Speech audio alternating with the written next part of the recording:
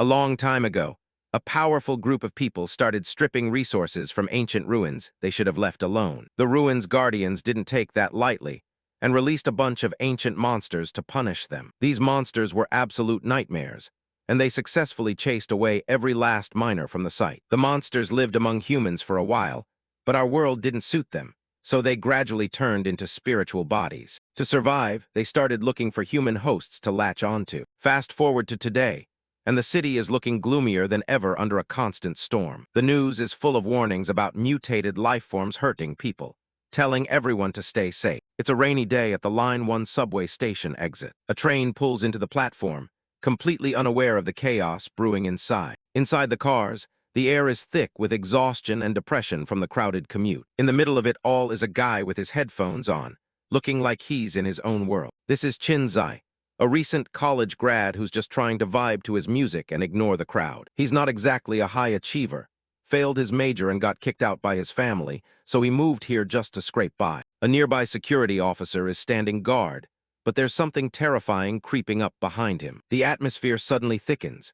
Right behind the guard, a massive shadow looms, swallowing the last remnants of light in the subway car. A giant, red-eyed bear monster is literally breathing down the guard's neck while he's asleep on his feet. Those razor-sharp teeth are dripping with saliva. The passengers nearby start to notice, and their faces turn pale with pure terror. Suddenly, the whole car erupts into screams as people scramble to get away from the beast. Someone yells to watch out, and Qin Xi pulls off his headphones, looking more annoyed than anything. He thinks to himself that this city is just too much to handle sometimes. But then he sees someone lying dead on the floor in a pool of blood. The bear monster starts tearing the car apart, screaming about demolishing everything in sight. Panic hits a fever pitch as everyone realizes they're trapped with an evil mutated life form. These ancient spirits feed on the evil in people's hearts and transform them into these monsters. This host was clearly consumed by rage, and now he's just a mindless beast obsessed with destruction. He goes completely berserk, ready to slaughter anyone who gets in his way. Qin Xi stares in shock.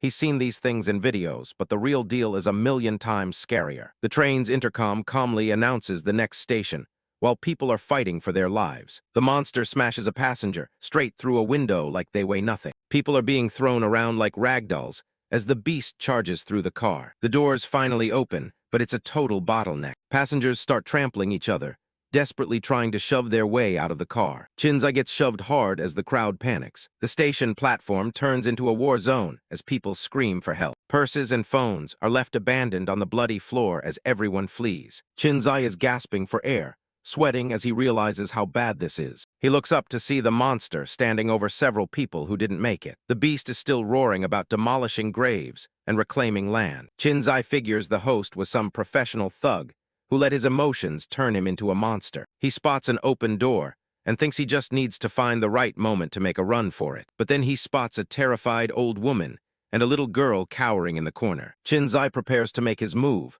thinking back to his college track days where he never actually won anything. But he isn't the only one watching. A pair of glowing eyes is observing the chaos from the shadows. A mysterious voice chuckles in the dark, finally finding the young man they've been looking for. "Hey, over here!"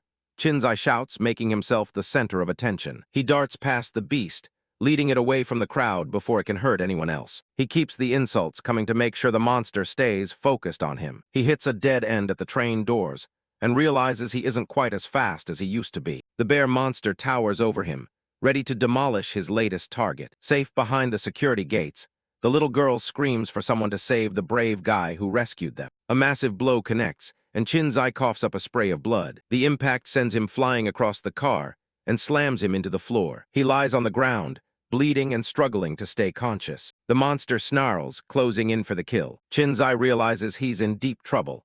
He completely miscalculated his chances of survival. He looks up and sees the old woman and the girl he saved, realizing that at least they're safe now. Is this it? Am I really going to die here? He wonders as everything starts to go dark. The girl is hysterical, begging the guards to go back in, but they're focused on getting the civilians clear. The infantry captain arrives and orders her team not to move. The mutated life form is their priority now. A thick, oily black energy begins to ooze from the train, surging toward both him and the monster. He can't believe his luck to finally do something good and end up like this. He clenches his fist, his nails digging into the cold floor. He's not ready to give up yet, His life is just getting started, even if it has been a mess so far. Deep in his mind, the memories of a lifetime of failure start to surface. He remembers being a disappointment at home, always compared to the successful neighbor's kid while he played games. He thinks back to the bullies who used him for entertainment and called it friendship. Then there was the girl he liked, who told him he was destined to be a failure before turning her back on him. The pain and humiliation boil over, and he coughs up more blood, fueled by pure spite. He's panting for breath, struggling to stay awake. A single thought echoes in his mind: I want to win just once. The bear monster raises a fist to finish him off. At that moment, a stream of black energy was hurtling straight toward them. Qin Xi lets out a desperate roar, a final cry to live and win. At the exact moment before the blow descended, a golden dragon soul rushed straight ahead and plunged into Tran Hai's body, taking over his body. The energy crackles around him, turning the air electric. The ancient monster spirit fully manifests, laughing and saying it's been a long time. Qin Xi stares up at the spirit in disbelief, convinced this has to be some kind of near-death hallucination. He thinks he's seeing things as his life fades away. But the spirit tells him this is no illusion, and that a worthless death is for other people, not him. Black, jagged armor starts growing over his skin, fusing with his body. The bear monster's next attack is effortlessly deflected. Now partially transformed, Qin Xi catches the beast's fist and counters with incredible force. He stands there fully transformed into a demonic warrior, as the spirit promises him the power he's always craved. Transformed Qin Xi looks down at his foe with a menacing grin, finally having the power to fight back. The bear monster is battered and terrified by the sudden reversal of fortune. With a single, devastating punch, Qin Xi sends the massive beast crashing back through the subway car. He inspects his new claws, feeling the incredible power coursing through them. The ancient monster spirit within him explains that these claws are designed to sever the bond between a host and their parasite. He prepares to strike again, the air around him crackling with dark energy. Time for some surgery. He laughs, lunging forward with blinding speed. He aims for the heart of the beast, promising to set the human host free from its monstrous burden. A clean strike tears through the monster's physical form, releasing a torrent of dark energy. The human host collapses onto the subway floor, his transformation finally undone. He gasps and retches, his body rejecting the last remnants of the parasite. The bear spirit is forced out of the man's body, manifesting as a frantic blue phantom. Qin Xi looks the spectral bear right in the eyes, greeting it like an old friend. The phantom bear lets out a silent, terrified roar as it tries to flee for its life. But there's no escape. Qin Xi reaches out and snatches the spirit right out of the air. He pins the struggling entity down, making sure it can't slip away. To him, this isn't just a monster, it's high-quality food. He opens his jaws wide, ready to finish his meal. With one massive gulp, he swallows the bear's spirit whole. He wipes his mouth with a look of pure disgust, laughing at the terrible aftertaste. Soldiers are closing in, shouting that the target is right ahead. In the foreground, Qin Xi stands transformed, his new horns and dark armor marking him as something other than human. He glares back, realizing the security department is already on his tail. The protagonist grunts as the weight of the situation finally hits him. The transformation isn't stable. Qin Xi struggles to keep it together, begging for the change to stop at such a bad time. His face begins to crack, revealing his human features beneath the monstrous mask. He stares at his hands, now tipped with lethal red claws. Catching his reflection in the subway window, he finally sees what he's become. He clutches his head in a panic, screaming as the reality of the mutation sets in. In the middle of the subway car, he panics over the horns on his head, while the soldiers behind him are just as confused, wondering what kind of cosplay this is supposed to be. The masked units don't hesitate, leveling their weapons at the anomaly. Qin Xi looks over at the man who was the bear monster's host, now just a husk slumped in a seat. He looks down at his claws, stunned that he was the one who actually took the beast down. A spectral dragon head manifests behind him, casually explaining that it's the one that saved his life. Looking at the drooling host, Qin Xi worries he's committed murder, but the spirit tells him the guy just passed out. The piece is broken as the soldiers open fire. Tracers zip past as the boy maneuvers through the cramped car. He leaps onto the ceiling, demanding to know who this voice is and why it's controlling his body. The entity ignores the questions, insisting they need to get out of there first. A dart catches him in the shoulder, and the spirit notes their synchronization isn't perfect yet. Another one hits him right in the rear.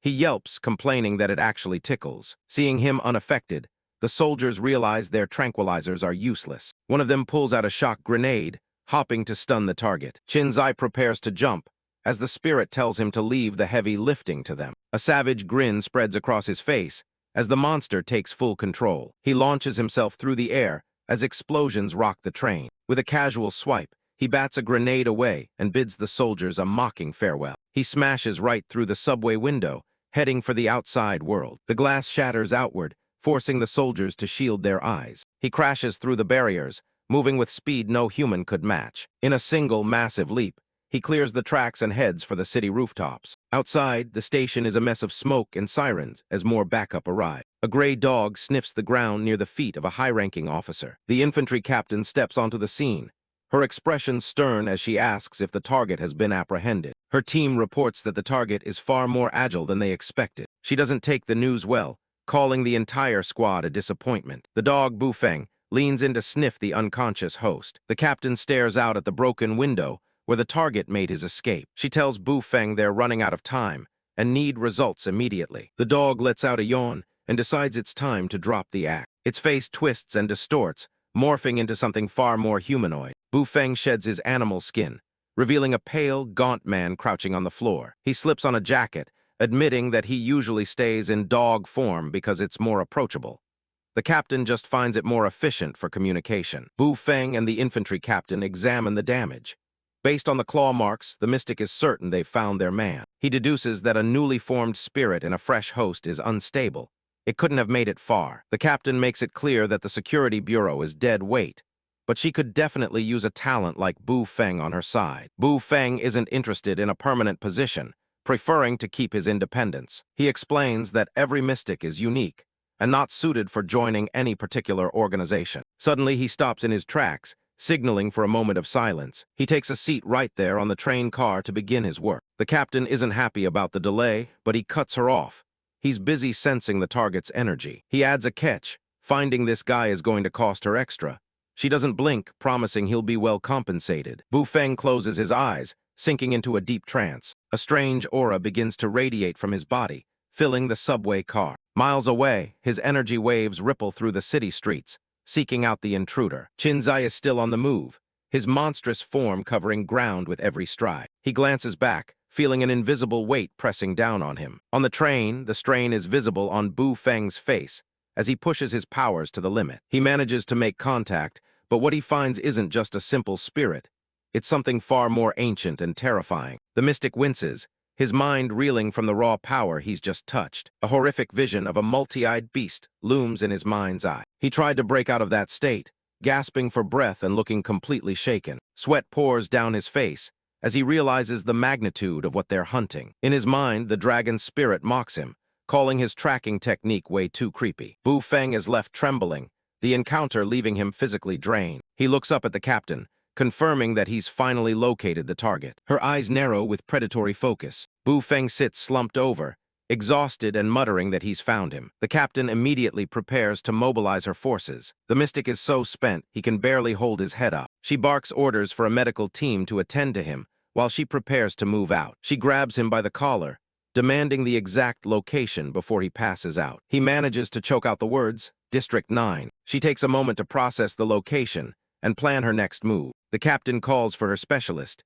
a figure known only as Flying Squirrel. The speedster drops into a low stance, ready for the hunt. In a flash of blue energy, he's gone, leaving nothing but a shockwave in his wake. The captain watches him go with a smirk, confident that no one can outrun her best agent. Flying Squirrel blurs across the city skyline like a bolt of lightning. High above, Qin Xi is still leaping from one skyscraper to the next. His human side is finally surfacing, and he asks the spirit how much longer it plans to occupy his body. The spirit responds by telling him they're inseparable now, part of the same whole. Qin Xi isn't exactly thrilled with the arrangement, mostly because he's terrified of heights and starting to feel nauseous. The spirit ignores his complaining, warning him that descending isn't safe with potential sorcerers tracking them. Qin Xi yells out, desperate to get back on solid ground before he loses his lunch. The dragon spirit scolds Qin Xi for panicking while they're still in the air. Qin Xi looks absolutely terrified as the ground rushes up to meet him. He flails in his monstrous form,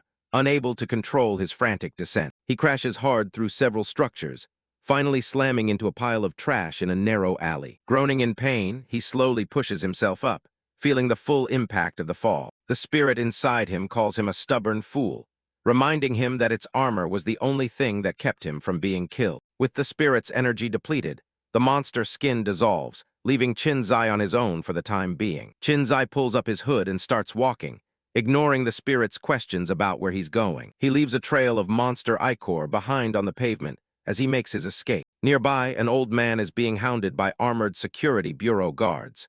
He begs for mercy, claiming he's just a hungry civilian. Qin Xi watches from the shadows, his heart racing as he sees the brutality of the bureau. He breaks into a cold sweat, realizing that if those red-eyed guards find him, he's in deep trouble. He remains hidden as the squad of soldiers marches past his position. The city streets are filled with the tension of an active manhunt. Once the coast is clear, he lets out a long sigh of relief, thankful that he hasn't been spotted yet. He keeps a low profile, peeking out from behind a large dumpster to check for more patrols. The spirit suggests they head for a shelter near the clock tower to hide out and regroup. It warns him that his home is no longer safe. The security bureau won't miss a single detail. When the spirit asks if he's worried about someone he left behind, Qin Xi's expression suddenly shifts. He starts to tear up, realizing he forgot to delete his browser history and sensitive files from his hard drive. The spirit is completely baffled that he's worried about his private movies, while his life is on the line. Qin Xi continues through the desolate backstreets, feeling the weight of his new reality. He stops as he senses something or someone watching him from above. In an instant, several glowing energy beams snap into existence around him. A pursuer dropped from the sky, his boots moving nimbly as he leaped and bounded. Tran Hai was completely outclassed by this speed. The man even used his body as a stepping stone. A masked man with glowing red eyes stares him down, telling him to stay exactly where he is. The pursuer perches upside down on a pipe, mockingly telling Qin Xi that he's under arrest. With incredible agility, the man leaps from his perch, closing the distance in the blink of an eye. He lands gracefully, effectively blocking Qin Xi's path. The antagonist, known as the Demolisher, offers him a deal. Hand over the parasitic spirit and he can have his freedom back. Qin Xi clenches his jaw. The spirit urges him to fight, knowing that freedom is the last thing they'll give him. Deciding to trust the voice in his head, Qin Xi agrees to fight together. The Demolisher thinks he's surrendered and orders him to kneel down. Instead, Qin Xi lunges forward with a smirk, calling the spirit a heartless jerk for making him fight. He lands a solid punch right on the masked hunter's face. The man barely flinches, dismissively calling Qin Xi's attack a boring and predictable move. Seeing the need for more power, the spirit manifests a jagged, glowing gauntlet over Qin Xi's hand. Qin Xi feels a surge of power and thanks the spirit for the new weapon. He strikes again, the new weapon glowing with a fierce red light as it makes contact with the enemy's guard. The force of the blow sends the Demolisher reeling, surprised by the sudden increase in strength. The alleyway erupts in a shockwave of energy as the two combatants clash with full force. Qin Xi admires the jagged weapon on his hand, mistakenly calling it a knuckle duster, though the spirit quickly corrects him that it is a claw. The spirit explains that this isn't just any weapon.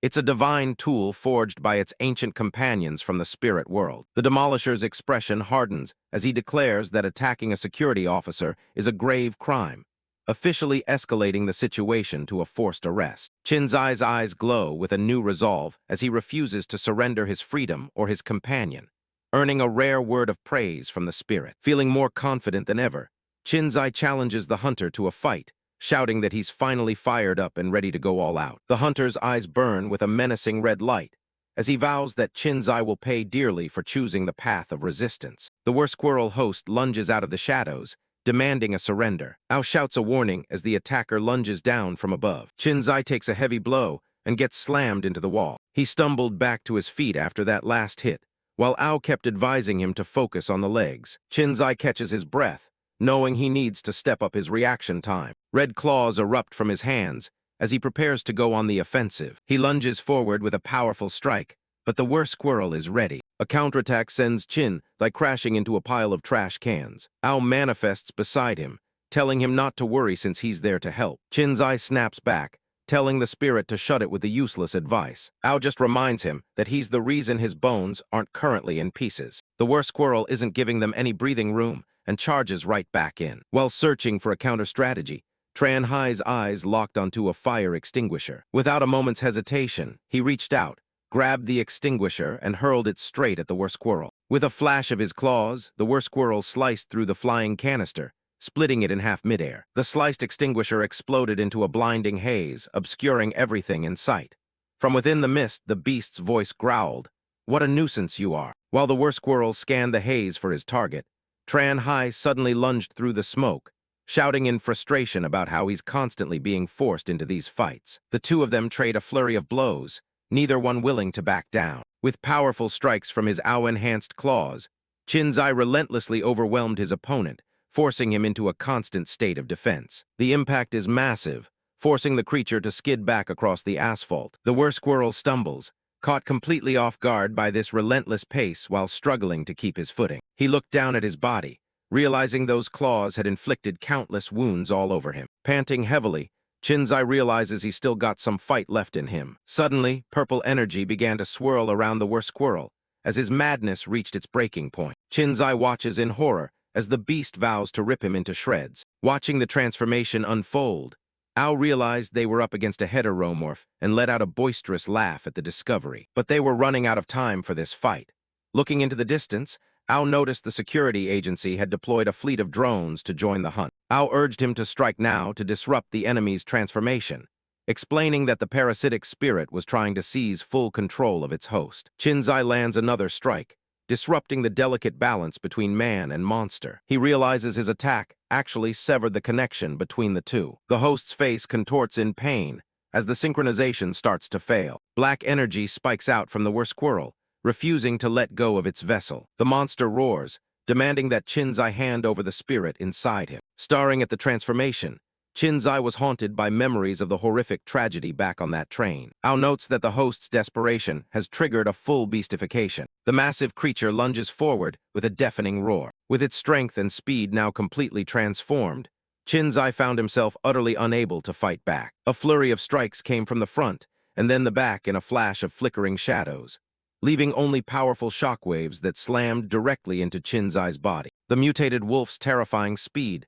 generated a dark wave of energy that swept through the alleyway. The weresquirrel beast curled into a lethal spinning ball, charging straight toward him like a deadly blur. Ao shouts for him to move left, and Qin Xi narrowly avoids the lethal spin. Grit his teeth, Qin Xi hears Ao's warning that neither of them can keep this up for long. Qin Xi skids across the pavement, digging his heels in to stop his momentum. He yells out that it's time to go all out, his face twisted in determination. He thrust his claws forward, bracing himself to halt the spinning orb's momentum. Arg! Qin Xi lets out a gut-wrenching scream as he pours every ounce of strength into holding back the beast. Glowing eyes signal that Ao is manifesting, the dragon's spirit merging with his will. With a sudden burst of power, Qin Xi flings the weresquirrel backward, narrowly escaping a fatal blow. The impact is massive, sending the weresquirrel host hurtling down the street and past terrified bystanders. Wiping sweat from his brow, Qin Xi exhales while Ao laughs about their perfect coordination. A confident smirk plays on his lips as he realizes just how much power they have together. But as they scan the area outside the alley, all that remained was a truck with a massive dent in its trailer. The beast had vanished into thin air. Qin Xi scans the area, looking for any sign of his opponent. Panic sets in for the locals as Qin Xi realizes the weresquirrel has vanished into thin air again. Above the narrow street, a dark shadow leaps between the rooftops, stalking its prey. Qin Xi catches a movement from the corner of his eye and looks up. Suddenly, the massive weresquirrel appears right in front of him, glowing eyes full of murderous intent. Qin Xi doesn't hesitate, swinging his red-hot claws in a wide arc. A cloud of dust and debris explodes where the creature was just standing. His eyes go wide with shock when he realizes he just struck a lingering afterimage. A voice whispers right behind his ear, taunting him that he's already lost. Before he can react, the weresquirrel wraps a powerful arm around his neck. Qin Xi grits his teeth as the chokehold tightens, realizing he's been backed into a corner. His vision begins to blur, and he knows he's only seconds away from passing out. The weresquirrel lets out a triumphant laugh, already celebrating his successful capture. Clinging to his last shred of consciousness, Qin Xi struggled to ask if the exoskeleton was available, but Ao warned that it was still recharging its energy. Drool escapes the corner of his mouth as his consciousness starts to slip away. Staring death in the face, Ao offered a sincere apology, admitting that he truly enjoyed the brief time they spent together. The spirit thanks him for being such a compatible host before they both fade away. Suddenly, Qin Xi's eyes snap open, refusing to accept defeat just yet. He shouts that it's too early for goodbyes and prepares for one final, desperate move. With a sudden eruption of latent power, He delivered a 1,000-pound blow directly into his own stomach. The blow was so powerful that it caused Qin Xi to lose consciousness completely. As his consciousness faded into nothingness, it forced Ao's spirit to manifest outside the host's body. Seeing Ao's spirit manifest, the beast immediately abandoned Qin Xi and charged straight at him. A massive explosion of yellow energy catches the weresquirrel square in the jaw. The beast's jaws snapped on nothing but a lingering afterimage. Ao sneered at the pathetic rodent before hurtling back into Qin Xi's vessel like a bolt of lightning. With a sharp crackle of energy, the assimilation began, merging the spirit and the host into one. Qin Xi's eyes flared with a cold, blue light as his power was completely reset. He lunges through the air, his claws glowing with a divine severance power. He declares that this strike will end the misery by cutting the parasitic bond once and for all. The final blow lands with an earth-shaking thud, a cross of energy burning into the enemy. Qin Xi lands on his feet, his gaze fixed on the fallen monster. The weresquirrel is consumed by a dark, swirling cloud of smoke as the battle finally concludes. Lying defeated in the dirt, the weresquirrel host gasps in disbelief, unable to fathom how he was bested. A crackle of electricity fills the air as the purple energy dragon soars away, leaving Qin Xi standing alone in the debris-strewn alley. As it fled the host's body, the squirrel's spirit began to flicker and panic, its form becoming unstable. It streaked past Qin Xi in a desperate escape, leaving behind a faint purple trail in its wake. Staring at the fleeing spirit, Ao commented on their narrow escape and scolded Qin Xi for being so reckless. But Qin Xi didn't give a damn, instead snapping back and asking why the dragon didn't just devour the enemy on the spot. The ancient spirit found himself speechless at his host's attitude. His glowing eyes stared fixedly at the road ahead with an unreadable expression. As he walked toward the light at the end of the alley, the ancient spirit dismissed the idea, claiming he preferred human food instead.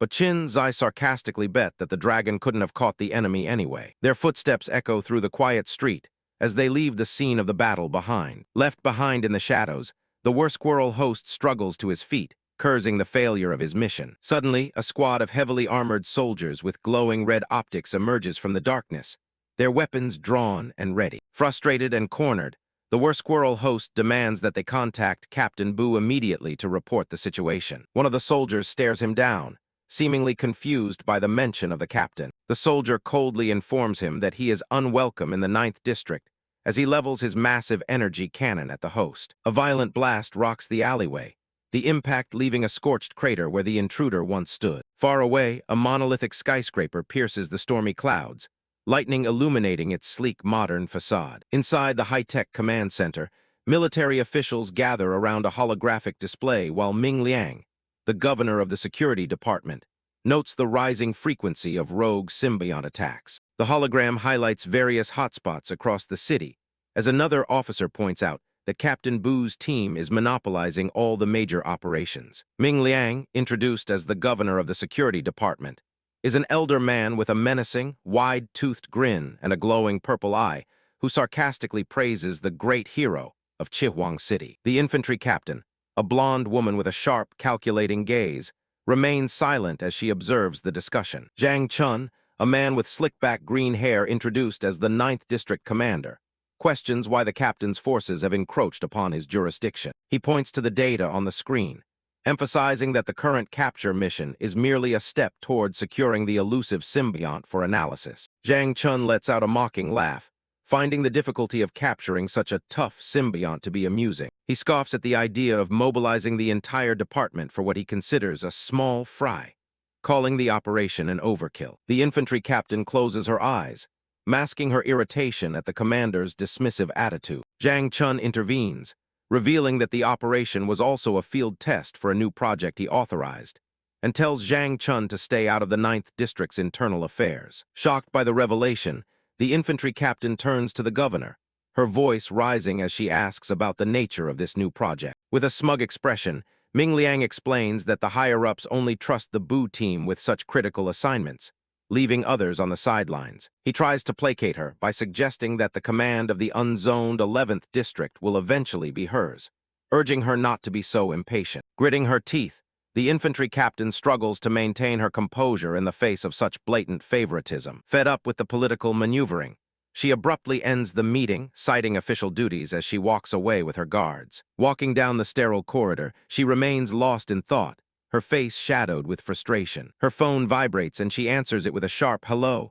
Who is this? On the other end, the voice of the mysterious Grand Mystic, Bu Feng, offers his services to find her target, though he demands a steep price for his help. Qin Xi tries to lose himself in the crowd as he navigates the busy city streets at night. He pulls out his phone and sees the worst.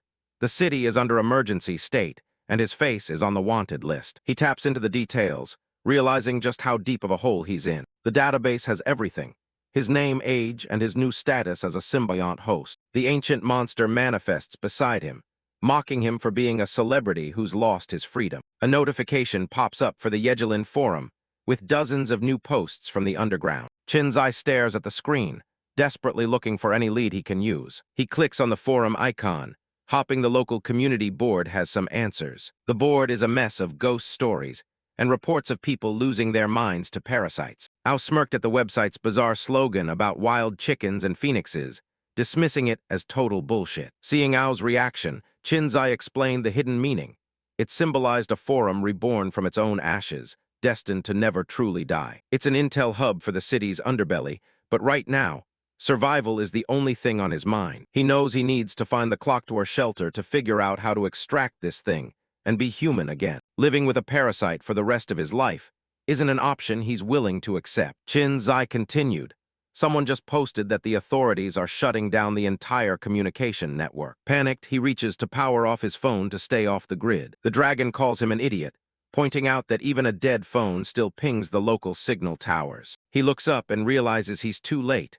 A dozen gun barrels are already locked onto him. A full squad of security forces has him surrounded right in the middle of a crosswalk. With nowhere to run, he lets the ancient monster take over, shadows wrapping around his body. He fully transforms, encased in a dark, dragon-like exoskeleton. The armored beast's eyes glow with a fierce yellow light as it assesses the threat. The soldiers don't hesitate, opening fire with their energy rifles. Qin Xi is too fast, becoming a blur as he strikes before they can even adjust their aim. He launches a series of spinning blades from his armor that tear through the air. He carves through the squad with glowing slashes, leaving nothing but sparks and broken metal in his wake. In a matter of seconds, the entire security unit is incapacitated. But then, a heavy armored infantry captain robot stepped out, blocking his path. The captain robot aimed its massive arm cannon, charging up with a distinctive humming sound as a blue light flickered. A massive beam fires, heading straight for the dragon-clad host. He barely manages to sidestep the incoming projectile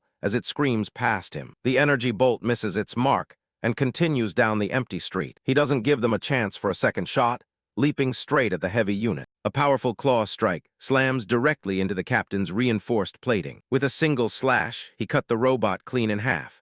Ao grumbled that these things were nothing more than a nuisance blocking their way. He makes a break for the old clock tower looming over the city skyline. Inside, the air is thick with dust as old wood creaks under his weight. Now back in human form, he explores the massive, hollow interior of the tower. As he walks past giant rusted gears, the monster assures him that here, he's officially off the radar. He pushed the door open, allowing a flood of light to spill into the pitch-black room. Qin Xi stops, realizing he's finally reached the end of the line for his run. His Crocs dragged across the floor as he entered the room, kicking up clouds of ancient dust. Inside the dark clock tower, the ancient monster senses something moving around them in the shadows. Its glowing eyes flash as it tells Qin Xi that they are being welcomed by whatever is here. Qin Xi looks up, confused, as the dragon tells him to read the words on the wall out loud. He recites the incantation, calling for the flames of the abyss to purify his heart and banish evil. As he finishes the chant, debris and books begin to lift off the ground and swirl through the air. A massive vortex of blue energy erupts in the center of the room, leaving him wondering what's happening. The monster explains that the chant activated the shelter's barrier, completely cutting them off from the outside world. A blinding flash of light consumes the space as the magic takes hold. Suddenly, the dilapidated tower is replaced by a clean, furnished room, and Qin Xi can't believe his eyes. Glowing blue spirits with malicious eyes emerge from the dark corners of the new room. They pour out from behind a sliding door, charging straight toward him. More of the little ghosts rise from the floorboards, surrounding his feet. The spirits swarm him, their tiny blue forms clouding his vision. They latch onto his body in a massive pile, and he struggles to push them off. He gasps for air, feeling the weight of the spirits as they start to suffocate him. Qin Xi roars for them to get lost as he tries to shake them off. A pulse of energy clears the area around him, but he's still on high guard. A woman with long silver hair watches from the shadows, commenting that the spirits are just drooling over his body. He spins around, demanding to know who's there. She steps into the light with a cigarette in her hand, remarking on how rough life is for a symbiotic host. Before he could even react, she suddenly tripped and wiped out on the floor with a loud thud. The woman, Sister Qing, scrambled back to her feet, blaming her poor aerial control while still wincing from the fall. Thinking she's just another agent from the security bureau, Qin Xi decides this is his chance to strike back. He lunges at her with his claws out, ignoring the dragon's desperate attempt to tell him who she really is. Sister Qing's expression turns cold as she easily tracks his movement. She blocked his strike with a single hand, pinning his leg in midair and overwhelming him with a colossal wave of blue energy. He was completely frozen, unable to move a single muscle under the crushing weight of her sheer power. She gestures casually, lifting him into the air like a puppet on strings. She scolds him for being rude and rampaging inside her home. Qin Xi grunts in pain, unable to break free from the invisible grip. The dragon panics, shouting for him to apologize and address her as Sister Qing before things get worse. She stares him down, her eyes full of authority and a hint of amusement. With a flick of her hand, she drops him unceremoniously to the floor. He catches his breath, his throat still burning from the pressure she put on him. Standing over him, she asks if he really thought the outside world would be safer than this. He realizes she's talking directly to the monster inside him, and wonders if she's also a host. The ancient monster's head pops out to warn him that she's a Xuan arts master over 100 years old. Without waiting for an answer, she reached out and used her power to hoist him into the air once again. A shift in the air sends him stumbling as she demonstrates her mastery over the space. She smiles, looking him over and deciding that his human vessel would make a perfect servant. She offers him a spot under her roof, but only if he agrees to cook and wash her clothes. Qin Xi isn't thrilled about the idea, telling her to find someone else to be her maid. Sister Qing leans in close, her eyes cold as she asks Qin Xi if he really thinks he has a choice in the matter. The ancient monster whispers urgently to Qin Xi, begging him to say something nice since they have no leverage here. Defiant as ever,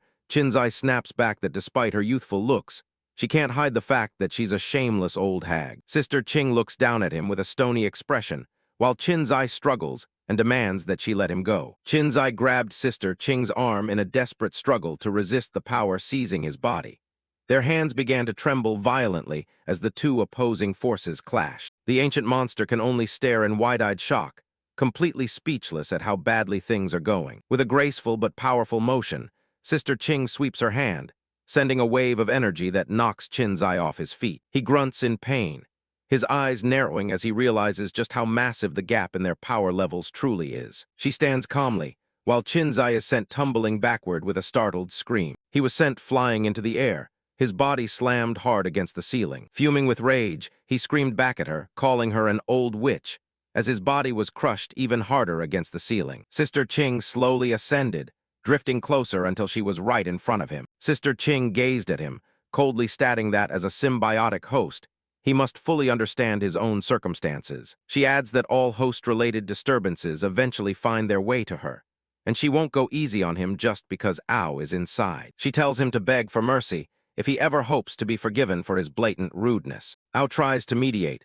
suggesting they talk things out over a cup of tea, but the damage is already done. Qin Xi's anger flares, his eyes glowing as he thinks about how unbearable this kind of humiliation is. He screamed back that she was the unreasonable one, even as her power continued to pin him down, forcing his body into a state of total submission. The last words Sister Qing said to him were, "Go rot by yourself," as she turned her back and flicked him out of the window. A wide shot shows Qin Xi falling from the towering clock face, screaming as he nears the ground. He lands hard, right in the middle of a patrol of armored soldiers from the security bureau. He crashes directly onto the soldiers, sending them scattering and hitting the pavement with a heavy thud. Groaning in pain, he clutches his head, cursing his bad luck for running into another century-old lunatic. Ao manifests beside him, sounding disappointed as he tells Qin Xi that offending Sister Qing was a huge mistake. Qin Xi looks at his hand, remembering how her palm's strike nearly forced him and the symbiont apart. It suddenly dawned on him that regardless of her attitude,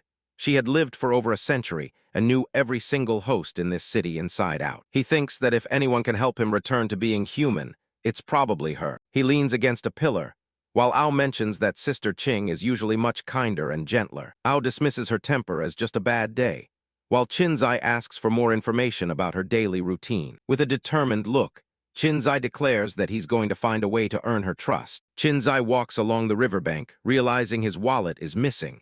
It must have fallen out during the fight. He checks his pockets, but he's only got a few coins left. He pulls out his phone, but it starts beeping with an error. A message pops up saying his identity has been restricted. He's been completely cut off from the system. Turning to Ao, he urged him to quickly memorize the vital numbers on the screen before the device died for good. In the distance, armored security units continue their patrol of the city outskirts. Qin Xi pulls up his hood, trying to keep a low profile. He knows the phone is just a tracking beacon now. Even though he's had it for years, it's too dangerous to keep. He says his goodbyes and tosses the device toward the river. The phone hits the water with a small splash. It sinks slowly into the dark depths of the river. Schools of fish scatter as the device descends toward the bottom. The phone settles on the riverbed, its screen still glowing with Heisha's contact info. A strange, pale creature with a mustache-like growth peers down at the light. The webbed hand of a monstrous heteromorph reaches out to grab it. The creature clutches the phone and swims off into the murky water. Across the city, customers leave a brightly lit maid cafe called First Love. Inside, Heisha puts on a cute act, winking at her master. She performs a silly magic spell over a customer's drink while he watches, completely enamored. But the moment she turns away, the bubbly act fades into pure exhaustion. An old man named Boss Kyan laughs and invites her to come sit next to him. Heisha forces a smile. Internally, she's counting the days, 80 days of dealing with creeps to pay off her tuition debt. The old man reaches out and grabs her, demanding some happy water. He makes a disgusting face, leaning in way too close.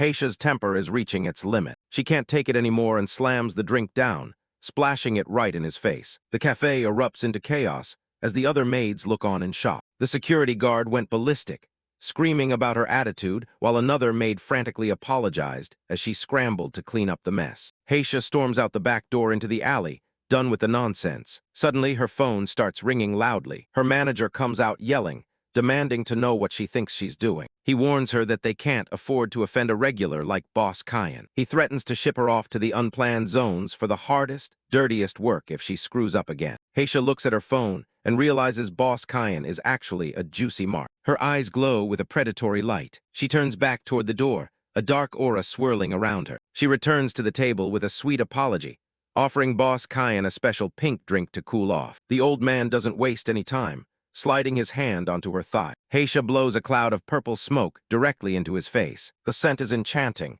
leaving the man dazed and drooling. She leans in close, telling him to meet her after her shift.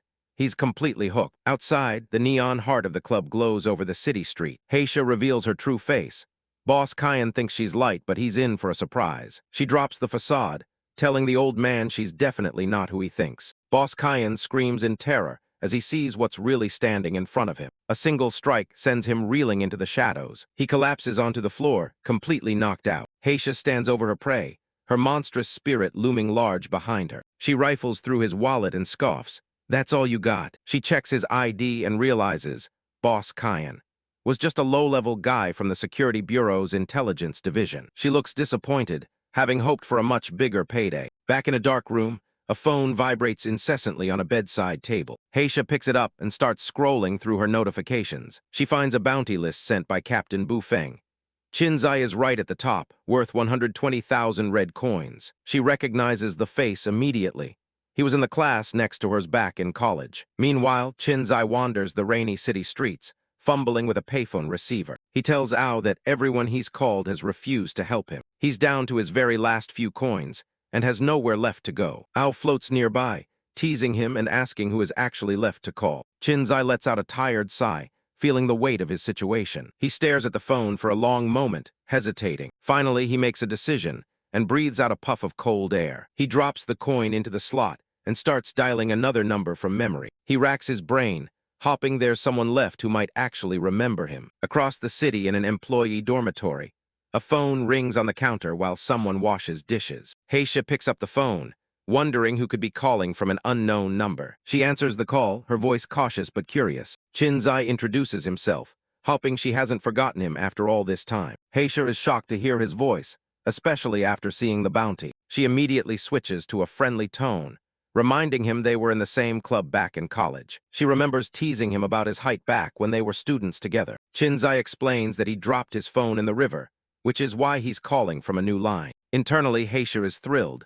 Her little fishing plan is moving along perfectly. She brings up the club again, reminding him how she pulled him into it back then. Ao lets out a furious shout right in Qin's ear, but he's too busy talking to notice. Qin's tells her he has to keep the call short, since his time on the payphone is limited. He admits things have gotten really dangerous for him, and that he desperately needs her help. Heisha's eyes glow with a predatory light. She knows this is her big chance. She agrees to help without hesitation, playing the part of the loyal classmate. Qin's gets straight to the point and asks if he can borrow some cash. Heisha is already thinking about how to use every resource to gain trust and execute her next move. She tells him she needs to handle some of her own business first before they can meet. She looks out at the city skyline, planning to contact Bu Feng for an advance on the bounty. She stands on the balcony, determined to repay her debts and leave her old life behind forever. On her balcony, Heisha tells Qin's she's also working in Chihuang City and shouts, "Go Heisha," to herself. She tells him she has some spare cash and can lend it to him for now, but she's still planning something. Overjoyed, Qin's promised to pay her back double, though Heisha wondered how on earth a wanted man could even get his hands on that kind of money. Qin's tells her he won't drag her into his mess. She just needs to leave the cash somewhere safe for him to pick up. They agree on a meeting spot, Warehouse 4 at Bayongport, District 9, tomorrow morning around 7:00. Heisha notes it's a safe place because it's deserted. As she speaks, the phone begins to beep repeatedly, signaling the end of the call. Qin's realizes his time on the payphone has run out as the call disconnects. Heisha sits on the railing, telling the dial tone to stay safe and not get caught by the security bureau. She thinks to herself that they each have their own goals. The scene shifts to a dark, narrow corridor as Qin's walks away. Ao asks him why he doesn't just ask his parents for help. Qin's looks down, his face shrouded in shadow. He thinks about how he's been alone ever since he was young. He remembers never feeling secure and always trying to be independent. A memory flashes back to his parents yelling at him while he stood there, small and wounded. He says they always criticized or shut him down. He admits that he never confided in them, even when he was hurt, and that asking for help now only fills him with guilt. With tears in his eyes, he says he simply doesn't want to trouble them anymore. The next morning, the sun shines over a bridge. Qin's wakes up with a wide yawn, looking tired from the night before. He looks around, thinking that sleeping under a bridge with a group of strangers is something he's still not used to. He suddenly feels a tug and looks up. "Huh!" he exclaims as he realizes he's being lifted. He finds himself tied up and hanging from a rope. The men he was sleeping near laugh, telling him they tied him up while he was asleep to earn some cash. Qin's glares at them, calling them disgusting. The leader tells him not to blame them because they're just trying to survive, and adds that the security bureau should be there any minute. Qin's eyes glow with a fierce yellow light. "You think this is enough to keep me down?" he growls. With a sudden burst of power, the ropes binding him snap and fly apart. The men are caught in a blinding flash of yellow light. "What the?" one of them cries out. Qin's drops to the ground, surrounded by a swirling aura of energy. Ao lets out a yee-haw, saying he's feeling fired up for the day after his morning stretches. The men draw their makeshift weapons, shouting to each other not to let him get away. One man charges forward with a wooden club, screaming as he swings it at the transformed Qin's.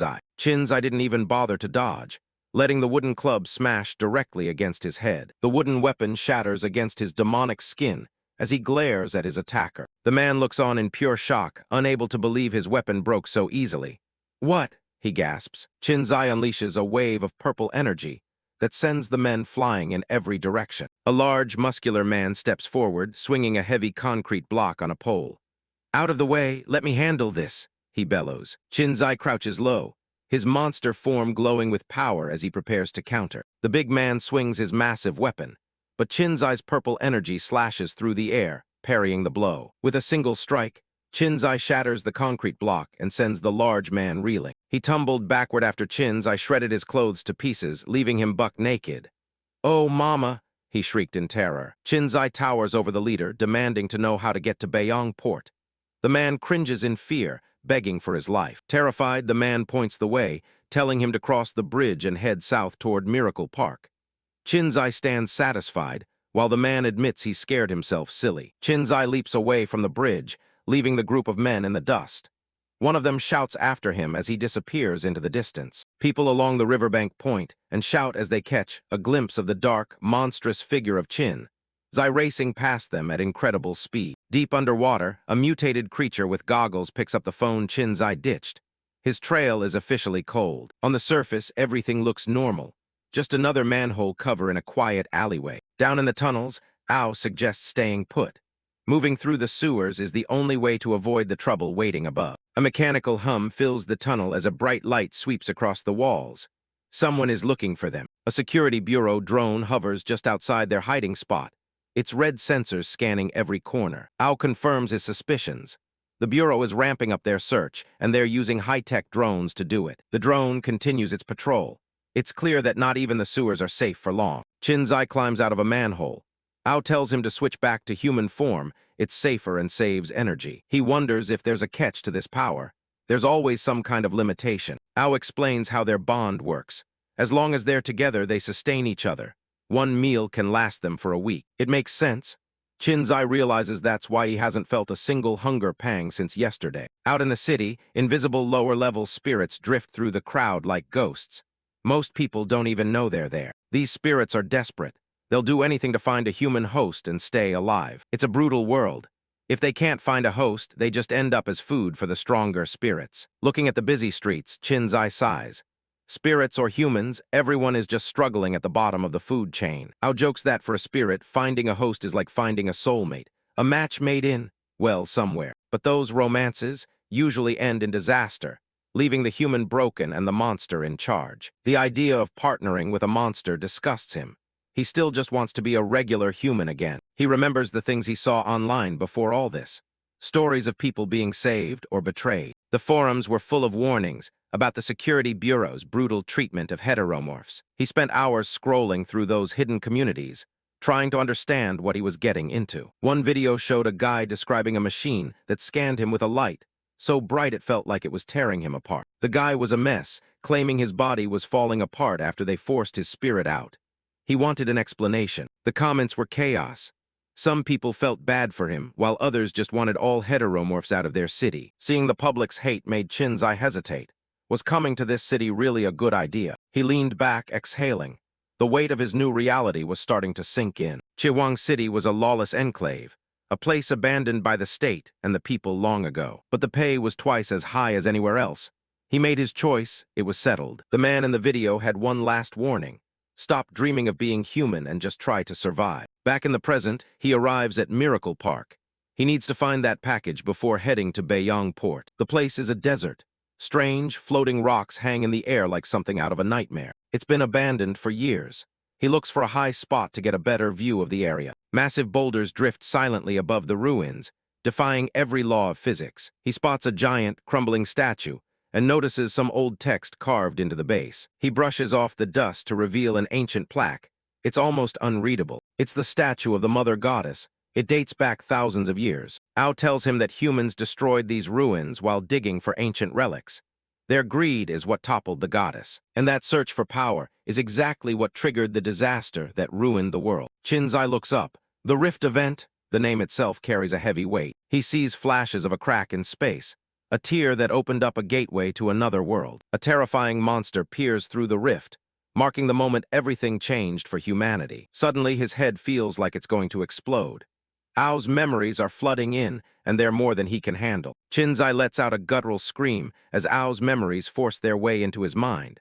A flood of ancient history hitting him all at once. I'm finally starting to remember everything, Ao's voice echoes, his long-lost past finally resurfacing through their shared bond. He shows Qin Xi a vision of the Mountain Sea realm, a vibrant world where floating islands and ancient power were everywhere. It was a world of constant warfare, a savage land where only the strongest beasts survived the endless struggles for dominance. Ao recalls a time long before he came to Earth, back when he was one of the realm's top fighters in a cycle of never-ending violence. Qin Xi watches the chaos unfold in the vision, struggling to process the sheer scale of the world he's being forced to see. The beasts of that realm were always at each other's throats, fighting over territory and the divine resources they guarded. Qin Xi finds himself pulled directly into the memory, standing in the middle of a barren, dusty wasteland as his own form shifts. Suddenly, a pale creature with jagged fangs lunged at him, its eyes glowing with a primal energy so fierce it felt terrifyingly real. Ao identifies the attacker as Sky Wolf,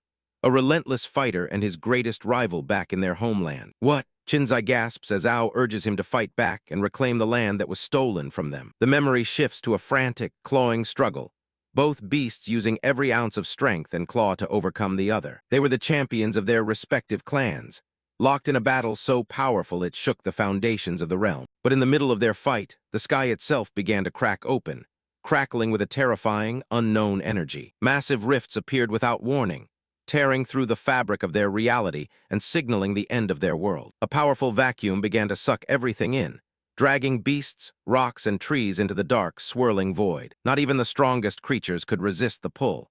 They were dragged away from everything they knew, helpless against the void. They were spat out into the human world, where they mutated into the ferocious, giant monsters humans came to fear as ancient beasts. A boar-like beast goring a helpless human shows how quickly their arrival turned into a bloody slaughter for the people of this world. In the vision, Qin Xi is dressed as a mining worker.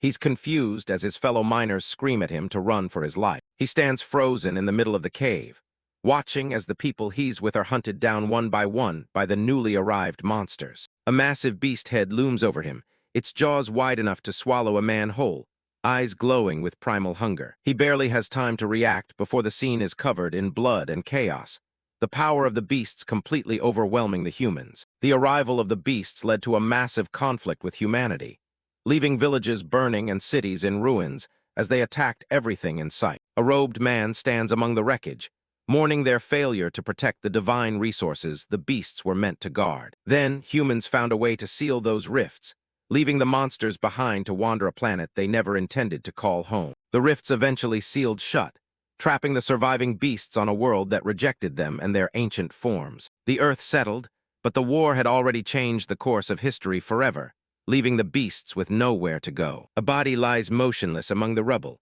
a cold reminder of the lives lost in the crossfire between two different worlds. Qin Xi stares at the lifeless worker he was portraying in the vision, feeling the weight of a death that isn't even his own. A spectral blue light begins to rise from the corpse as the physical shell finally gives up on this world's atmosphere. Ao explains that their beast forms couldn't survive here, forcing them to transition into the parasitic spirit forms they inhabit today. They didn't truly die. They simply evolved to endure in a world that rejected them, waiting for the right host. Ao's spirit towers over a younger version of Qin Xi, a ghost of the immense power he once held in the Mountain Sea realm. Back in reality, Qin Xi lets out a final, agonizing yell as the memory transfer reaches its conclusion. His eyes snap open, glowing with a fierce blue energy that matches the ancient power he just witnessed. A blinding flash of white light consumes everything, marking the end of the intense psychic connection. He finds himself back among the stone ruins of Miracle Park, the ancient vision finally starting to fade away. He drops to the ground, gasping for air as his mind finally returns to his own body and the present day. Ao tells him that after the rifts closed, he and other spirits were locked in a dark space for an eternity before finally escaping. He tried to possess several humans after his escape, but their bodies always rejected him, unable to handle his energy. Everything changed when he met a young sister, Qing. She gave him a simple choice: fend for himself and die or come with them. Qin Xi asks why the security department is so focused on them, and Ao reveals a grim truth. They aren't just after him, but every host spirit currently inhabiting this world. Ao explains that a high-level mission called the Cocoon Breaking Plan was issued by King Xi, a mysterious and powerful figure whose silhouette looms over a legion of soldiers and beasts. King Xi is the supreme ruler of Crimson Emperor City, commanding his forces from the apex of the massive Crimson Emperor Tower. As they trekked through the wilderness, Qin Xi sensed an ancient energy beneath his feet, a hidden gateway that could lead back to the rift and the realm they had left behind. The dragon spirit is stunned to find another passage to the Mountain Sea realm, a secret that Sister Qing apparently kept from him for a very long time. Suspicion began to cloud their minds, as Qin Xi wondered why Cheng Lai Qing would hide such critical information. He realized he needed to find her for answers, but first, he had to face the path ahead. Reaching the edge of a jagged cliff, Qin Xi looks down at Bayong Port, the destination where his next journey begins. With Ao by his side, he prepares to descend. Qin Xi is backed into a corner, his mind racing under the crushing weight of the impossible choice before him. Bu Feng holds up an injector with a cold smile, trying to convince him that the security bureau is his only hope for survival. In a hazy vision, the voices of countless souls echoed through his head, begging him to surrender the entity while spectral hands reached out from the void to ensnare Ao. The internal pressure becomes physical as black energy surges around Qin Xi, his body reacting violently to the awakening. A sudden shout breaks the tension, drawing Bu Feng's attention to a small figure crouching in the dark. Heisha charges forward, screaming for Qin Xi to snap out of it before the soldiers close in. A blinding flash of light erupted as a voice from the depths of his subconscious rang out, urging him to resist the transformation and cling to his humanity. Deep within his subconscious, Qin Xi reached out toward the besieged Ao, and their two wills finally began to intertwine as one. Bu Feng closed in with the needle, but the final image in his subconscious was Ao, having finally broken free from the swarm of spirits. Energy crackles through the air as Qin Xi's body begins to glow with a fierce, unstable power. The sheer force of the shockwave sends Bu Feng stumbling back, shielded only by her own instinct. As the smoke cleared, it revealed Qin Xi in a sleek, dark armored suit, looking incredibly badass and ready to take on the security androids. Bu Feng stood frozen in disbelief. Her perfect plan went up in smoke as the target abruptly broke free from her control. Amidst the chaos, a surviving android grabs Heisha, keeping her pinned as a hostage to buy some time. Behind a mask of bioarmor, Qin Xi's eyes glow with a new resolve. He isn't handing Ao over to anyone. Bu Feng's composure finally cracks, her face twisting in shock at the raw power radiating from the boy. This is resonance, a second stage of evolution triggered when host and parasite finally share a single, perfect belief. Qin Xi clenches his fist, feeling a level of strength and unity with Ao that he never thought was possible. It's not just about the armor anymore.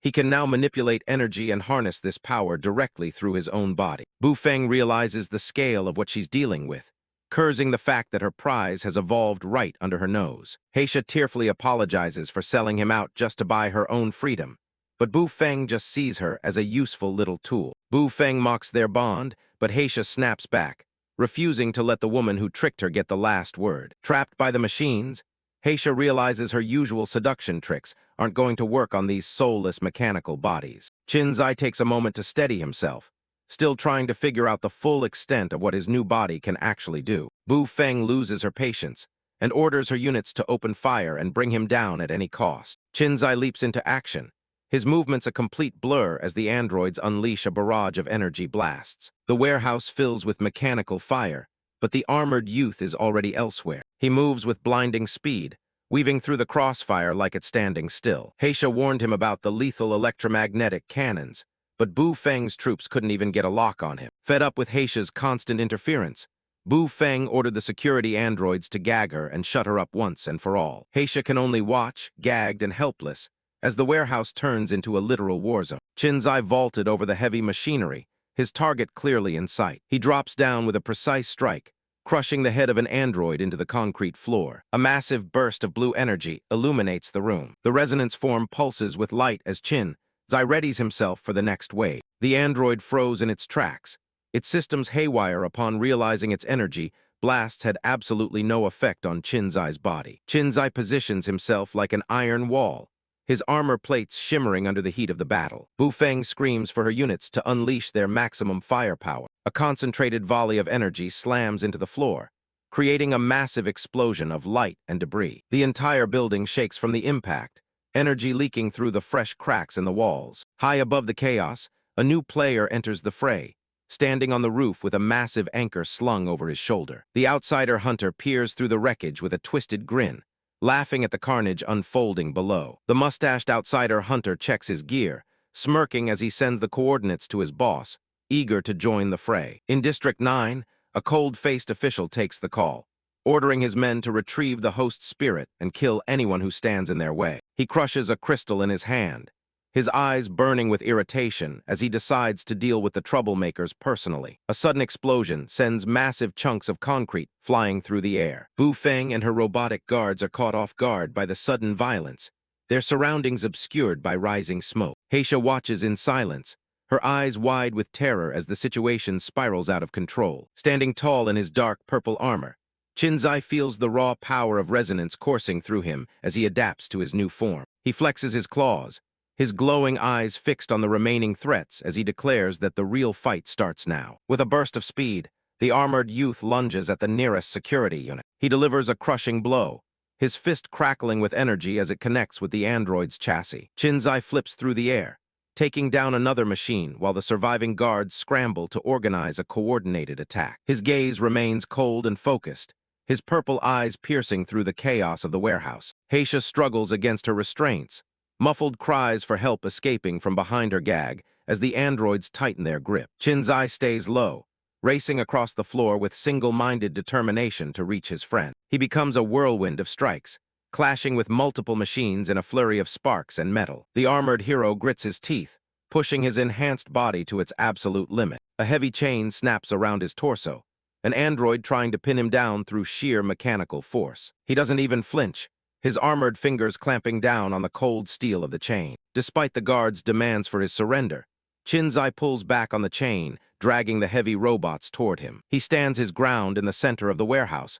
bracing for the next wave of the Bureau's forces. With a powerful yank, he swings the chain, smashing the security units against each other like toys. An explosion rocks the floor as more units arrive, the shockwave nearly knocking over the android holding the hostage. Qin Xi dodges a volley of energy fire, his movements fluid and precise in the heat of battle. A cannon blast tears through the smoke, narrowly missing the armored youth as he continues his assault. A blinding beam of pure energy illuminates the entire room. Bu Feng leaps into the thick of it, her speed rivaling that of the armored outsider as she closes the distance. She snarls at him, her eyes flashing with anger as she warns him not to get too arrogant. Her kick landed with devastating force, slamming toward Qin Xi, but he managed to raise both arms just in time to take a defensive stance. The shockwave from the kick erupted in a massive flash of light, proving that the security captain was more than just a desk-bound official. Heisha flinches at the impact, her heart sinking as she sees her protector being pushed back. Qin Xi skids across the floor, impressed by the raw power behind the woman's physical attacks. Bu Feng smirks, taunting him with her title as he realizes he's been underestimating her true strength. He tells her to step aside to avoid further injury, but she remains unmoved, claiming that violence won't get him what he wants. She gestures toward the hostage, warning him that his reckless actions are only putting those around him in more danger. While Qin Xi questions her logic, Heisha senses something is wrong. This isn't just a lecture, it's a stalling tactic. In the background, the damaged androids begin to stir once more. One unit clutches its head as its systems reboot, returning to active combat mode. Qin Xi notices the movement, his eyes widening as he realizes these machines aren't staying down. More androids surround him, but he refuses to leave Heisha behind, even if she did set him up. He gives Bu Feng one final warning to quit while she's ahead, because he's done playing games. The captain just scoffs, suggesting the parasite has already messed with his head and that she's actually the one helping him. She looks out at the distant city skyline, comparing him to a bird in a cage with nowhere left to run. Bu Feng reveals that capturing him was always her objective, a confession that leaves Qin Xi stunned. She explains that his unique value is the key to her promotion, ensuring her position as the commander of District 11. With his power under her control, she envisions herself rising to the top and eventually bringing him into her own elite organization. She urges him to embrace his new life as an outsider, arguing that his former human identity has become a meaningless relic of the past. With a calculated smile, the captain asks the armored youth if he's willing to join her cause. Qin Xi remains silent, his expression unreadable behind his transformation as he processes her manipulative offer. From her bound position, Heisha's eyes burn with anger, silently warning Qin Xi that Bu Feng only cares about the powerful parasite spirit. She recalls the suffering of the slum dwellers, people who were once lured into ruin by the same kind of deceptive, hollow promises. Qin Xi finally speaks, the single word dripping with skepticism as he questions the idea of cooperation. Bu Feng grows impatient, her sharp eyes demanding an immediate answer to her proposal. Rejecting her offer outright, Qin Xi makes it clear that he has no interest in serving a group of self-serving hypocrites. The captain's smile vanishes, her face tightening with frustration at the unexpected refusal. Seeing that words have failed, Bu Feng coldly commands her subordinates to take the boy by force. The security units ready their weapons, but the air suddenly fills with the sound of metal tearing and concrete shattering. The roof caves in as a massive, chain-bound figure drops from above, interrupting the capture and shocking the captain. The outsider hunter warns the security team to back off, declaring the boy his personal target. His landing is violent, sending a shockwave through the warehouse floor that knocks back the surrounding androids. Qin Xi braces himself, realizing that this newcomer is far more dangerous than the security guards he's been fighting. The massive hunter heaves a heavy iron anchor, the thick chains rattling as he prepares to strike. Energy surges as Qin Xi barely manages to block a devastating initial blow from the colossal weapon. The hunter is surprisingly agile, leaping through the air with a manic grin as he continues his relentless assault. Terrified by the escalating violence, Heisha tries to call out to Qin Xi, her muffled voice lost in the din of combat. Bu Feng stands frozen for a moment, her carefully laid plans thrown into total chaos by this uninvited intruder. One of the guards attempts a sneak attack with a mace, but the impact against the hunter's head barely seems to register. The massive anchor is thrown again, slicing through the air with terrifying speed and power. It smashes through a security robot with ease, forcing the captain to dive out of the way of the debris. The mustached man introduces himself to Bu Feng, casually informing her that the black-haired youth is his prey. Qin Xi watches the exchange warily, sensing a murderous intent from the man that dwarfs anything he's felt before. He's forced onto the defensive immediately as the anchor comes swinging back, clashing against his armored forearms. The ground exploded where the weapon landed, a testament to the raw, crushing strength of that single strike. The villain laughs at Qin Xi's efforts, mocking his claws and questioning if that's the best the host can do. A powerful follow-up strike catches Qin Xi off guard, the impact drawing a pained grunt from the armored youth. The hunter doesn't give him a second to breathe, swinging his anchor in a wide, punishing arc that tears up the floor. He reveals that he's been tracking Qin Xi across the entire district, putting in considerable effort to keep him in his sights. With a sudden, explosive movement, he drives his weapon forward again, relentless in his pursuit. Struggling against the overwhelming force, Qin Xi demanded the identity of his new assailant while delivering a sharp kick toward the District 9 lackey. The hunter effortlessly parried his kick with the massive anchor, yet the lingering force of the strike sent him skidding backward. He identifies himself as a specialized agent sent by Lord Zhang Chun to deal with rogue outsiders like him. He admits that while the spirit inside Qin Xi is incredibly valuable, his orders are to kill the boy before claiming the prize. Licking his lips with a long, unsettling tongue, the hunter suggests he might even consume the spirit for himself. The realization hits Qin Xi. This man is a high-level predator from the legendary Hunter Guild. As the battle reaches a fever pitch, Bu Feng's subordinates look to her for orders, unsure how to handle the murderous newcomer. As the hunter stood face-to-face with Qin Xi, Ao spoke up, revealing that he is a member of a lethal assassin group hiding within Red Emperor City, surviving as mercenaries who hunt for the highest bounties. Their reputation as cold-blooded killing machines precedes them, earning them the feared title of outsider hunters across the globe. Watching the chaos, Bu Feng clenches her fist, knowing she cannot let this opportunity to become the commander of District 11 slip through her fingers. She reflects on her heritage as the daughter of the Rakshasa family, a clan that once wielded immense power and wealth in this very district. A dark memory of a burning estate and her slaughtered kin flashes through her mind, the price of her father's defiance against their shadowy organization. Determined to restore her family's legacy, she vows that she is the only one worthy of the commander's seat. In the distance, the battle between the two powerhouses continues to send shockwaves through the industrial warehouse. Bu Feng notes that as long as they hold Heisha hostage, the boy has nowhere to truly run. She orders her men to stay back, deciding to let the hunter and Qin Xi exhaust each other before she makes her final move. The hunter lets out a manic laugh, swinging his massive anchor with terrifying velocity and precision. Qin Xi is forced into a desperate defensive stance, his armored form a blur as he tries to parry the heavy iron blows. A rapid succession of strikes rains down, the heavy chains clattering as the hunter continues his relentless assault. A direct hit sends Qin Xi skidding back, a grunt of pain escaping him as his defenses begin to buckle. With a predatory grin, the hunter prepares for a crushing blow, aiming to end the struggle right then and there. The force of the attack knocks Qin Xi upward, his body smashing into the tiled roof of the warehouse. Sensing blood in the water, the hunter leaps after him, his massive frame breaking through the structural support as he pursues his prey. Qin Xi maneuvers quickly across the high roof,